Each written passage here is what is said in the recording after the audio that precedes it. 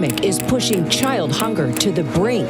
The Capital Area Food Bank has gone from serving 30 million meals to 50 million.